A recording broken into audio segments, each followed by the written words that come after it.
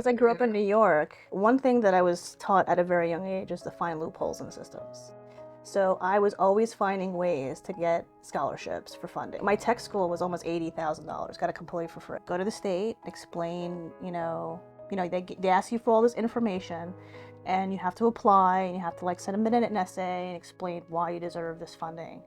And then one thing that I had to do was, maybe I shouldn't say it, but I'm going to, was I had to apply for jobs that I wasn't qualified for. So I did. I was like, I want to be an architect. I want to be a security architect.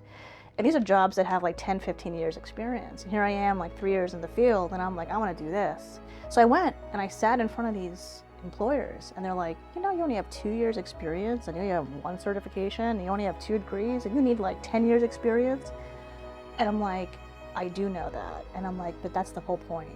I'm going back to the state to say that I need to get this experience and certifications and education to be able to come back here in a couple of years and get the job. And they were still fascinated. They're like, of course. That's kind of brilliant. I'm like, thank you for the opportunity to talk to me. Let me know what I need to do in a couple of years to come back here and get this position. Whereas most applicants are there to get the job. You're like, I'm intelligence gathering. Discovery mode. So I go back and I say, hey, look, I had a legitimate interview. I wasn't qualified. I need to qualify for these credentials. Can you help me get there? And naturally, they're like, yep, here you go, $25,000 grant, $50,000 grant. That's amazing. So Brilliant. So I went in, I had all these different positions, and not only that, but I was able to speak to my future boss, and they would explain to me exactly the duties of that role and what I needed to do to get there.